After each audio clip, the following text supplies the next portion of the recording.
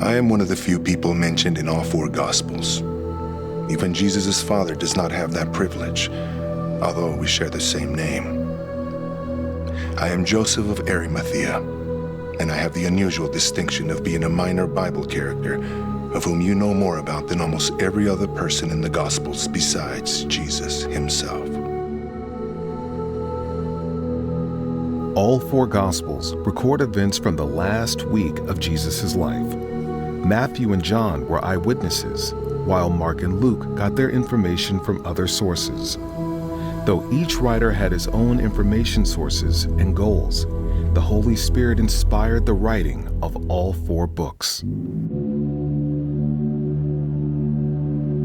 Matthew tells you that I was very rich, came from Arimathea, was a disciple of Jesus, went to Pilate to get the body of Jesus, wrapped the body of Jesus in a linen cloth, laid Jesus' dead body in my own new tomb, and rolled a giant stone over the tomb's entrance. Mark says I was a prominent member of the council. I was waiting for the kingdom of God. Went boldly to Pilate and asked for Jesus' body, and was given it. I took down the body, wrapped it in linen, placed it in a tomb, and rolled a stone over the entrance. Luke adds the information that I was good and upright. I had not consented to the decision and action to crucify Jesus. I came from Judea, and that the tomb was new. John completes my information by saying I was a secret disciple of Jesus because I feared the Jewish leaders, that I was accompanied by Nicodemus when I prepared the body of Jesus, that he and I wrapped the body in spices in accordance with Jewish customs, and that the tomb was in a garden where Jesus had been crucified. John adds that we laid the body in the tomb on the day of preparation. I tell you all of this detail for a very specific reason. I am uniquely qualified to tell you about the last day of Jesus' life. When you hear my story, you will also guess where the writers of the Gospels got some of their detailed information. I was born with a silver spoon in my mouth, the child of a wealthy Jewish merchant. When I was young, my family moved from Arimathea to a large house on Mount Zion, only a few hundred yards west of the temple in Jerusalem.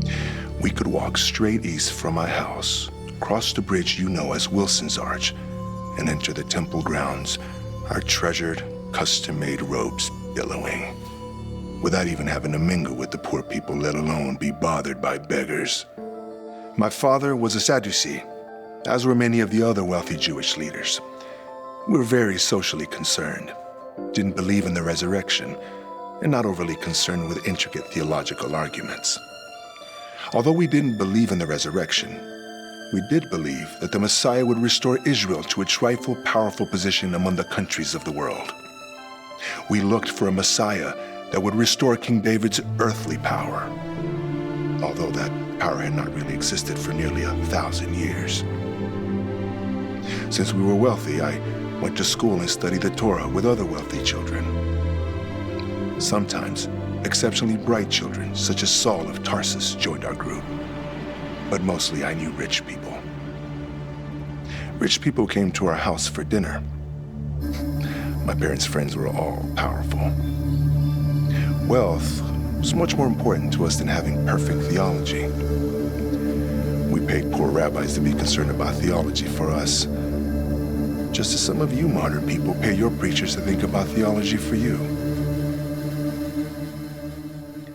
Almost a week before the death of Jesus, I learned that he and his disciples were in town. I rushed to hear the famous teacher and found that he was surrounded by people of all kinds.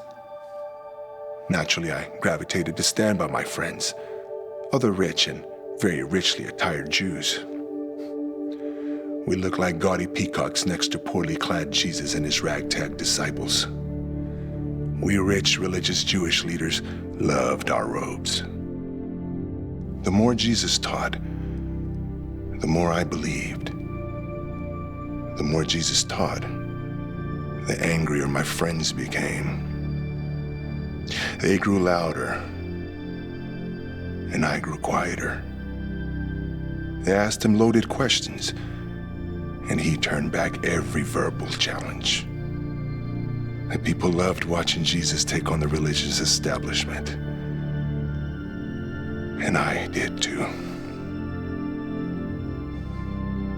I so badly wanted to hear Jesus, and my robes kept me safe from suspicion. I wasn't paying attention to the storm that was brewing.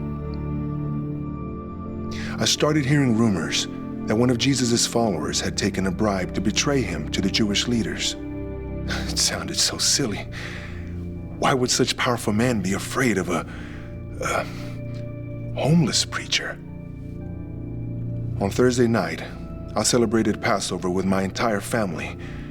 Like other rich people, we had a choice lamb and used expensive cups and plates. I have to admit that while the service was going on, I didn't notice any difference in it than the many others I had attended in my life. My life was as normal as could be.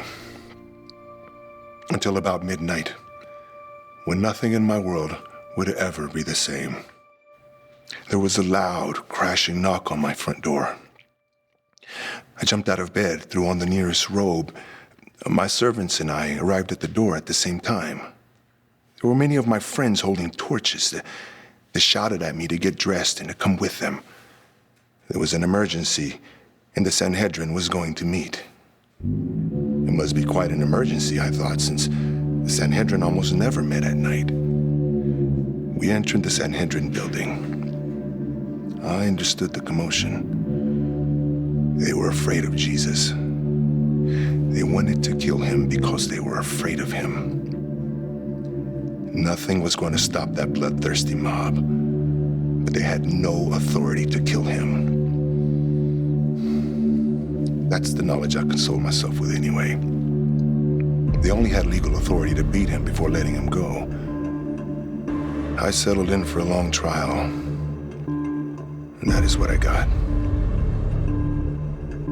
Witness after witness, their testimonies conflicted or were patently false, but they kept calling them. Out of frustration, the leaders called to take Jesus to Pilate and ask for a sentence of death. It was daybreak. Almost everybody in the room voted yes. But not me. I was too cowardly to object, but I did not vote for it. I was sure that Pilate would see his innocence and let Jesus go. I knew Pilate from some of my business dealings, and I knew him to be a smart, honest man. He was so stubborn that he would never give in to the demands of the Jewish leaders. The sun rose. We took Jesus before Pilate, and our leaders asked to have Pilate crucify him. He had the authority to kill Jesus, whereas they did not. Pilate was known to crucify people for a lot less reason than appeasing the Jews, but he still was an honorable man. Jesus was tried before Pilate, and I heard the precious words from Pilate. I find no guilt in this man. That should have been the end of it.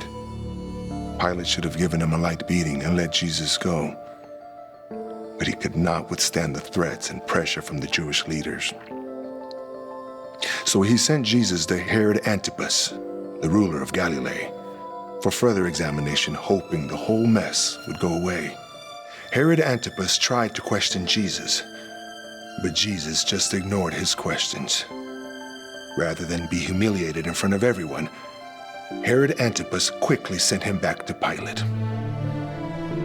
Pilate repeatedly tried to release Jesus, but the leader's threats kept coming and coming. He had Jesus savagely beaten, hoping to satisfy the Jewish leaders, but that just inflamed them more. If Pilate would not kill Jesus, they would cause a riot among the people, and Pilate might lose his job. He gave in. Finally, Pilate gave in. He gave the order. Crucify Jesus. I could not believe it. The hate from the Jewish leaders was enough to kill an innocent man. I had done nothing to stop the travesty, and it was too late now to do anything. The fate of Jesus was sealed. He was going to be crucified, and most assuredly would die a gruesome, grisly death. I was humiliated and scared for me and for my people. We weren't sending a guilty man to his death, and there were few things that made God angrier than the shedding of the blood of an innocent man, especially if that innocent man turned out to be the very Son of God. Like the prophets before me, I prayed for my people and for myself. Some of the Jewish leaders followed Jesus to Golgotha, where he would be murdered, but most of us went to our homes. Shamefully. There was every reason for God to end our lives that day. As the hours passed and the sky darkened and an earthquake happened, I believed we were all going to die. And we deserved to. A messenger came to my house and told me that the massive curtain, 60 feet high and thick, massive curtain in the temple had been torn in half from top to bottom. I knew that only God could have done such a thing. God had abandoned his temple and would never return. I could not stand it any longer. I rushed out of my house, followed by a few of my most dedicated servants. In less than 15 minutes, I reached a horrific scene. 3 men hanging on crosses. As usual, they were placed next to a major road where people could see them, eye to eye, cheer at them, and be reminded of the absolute power of Rome. But he was the one in the middle. Above his head was Pilate's sarcastic sign. "This is Jesus, the King of the Jews." There was a small crowd of women nearby, staring at Jesus. But unlike typical Jewish women, they were praying instead of wailing. I rushed up, just as a Roman soldier jabbed his spear into Jesus' side. Involuntarily, from somewhere deep within me, I don't know where, a scream emerged. I kept it in. I couldn't let something like that happen with who I was, who I represented. No. Then, I watched in morbid fascination as blood and water shot from the hole inside his side. He didn't feel the spear. Jesus was already dead. With his death, with my fear of who I was and what I was becoming, and the difference between them died too. Just vanished. I nodded to an officer who stood nearby and instructed him to follow me to Pilate. He was afraid to abandon his post, but he was more afraid of a wild-eyed rich Jew with unknown intentions headed to see his boss. On the way, I realized that both Pilate and the Jewish leaders had a big problem. What would they do with the body of Jesus? Romans typically left the bodies of the crucified to rot on the cross as a deterrent to future criminals.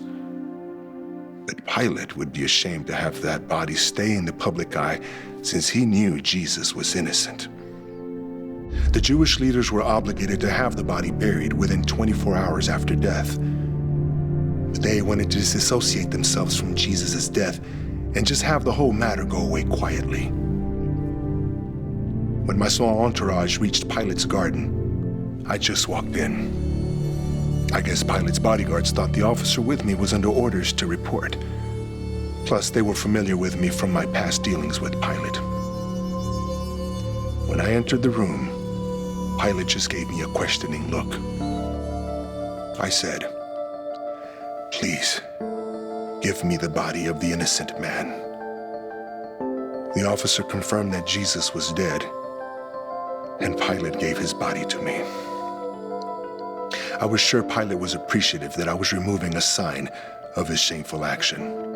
Back we went to Golgotha, where the officer instructed his soldiers to remove the dead Jesus from the cross. Sickened by the thought of them ripping his hands and feet from the nails, my servants and I removed him from the cross. I then sent one servant to fetch linen cloth and other servants to buy burial spices and perfumes.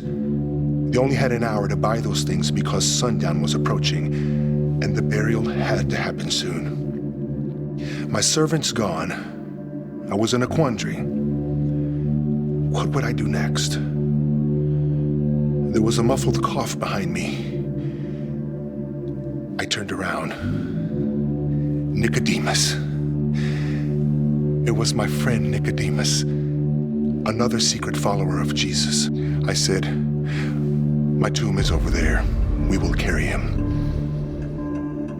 The blood drops of Jesus stained our robes, our expensive, pompous robes that now we would never wash. We reached the opening of the tomb. My servants began to arrive. Nicodemus and I personally prepared the body with the spices and then carefully wrapped it with linen strips. We placed the headpiece over his face and head and laid him down. With one last look, we left the tomb. It took 6 of us to lever the stone in place over the tomb face, where we sealed it. It would take a dozen strong men to remove that stone because I had designed it that way. Nicodemus and I were ritually unclean because we had touched a dead body. We would not be able to celebrate Passover, but neither of us really cared. Jesus was dead, and our hopes and dreams were shattered. We were no longer secret followers of Jesus, and would likely lose our seats in the Sanhedrin and our places in high society, and may lose much of our wealth. Standing there in our blood-stained robes, they seemed like treasures that no longer had any value.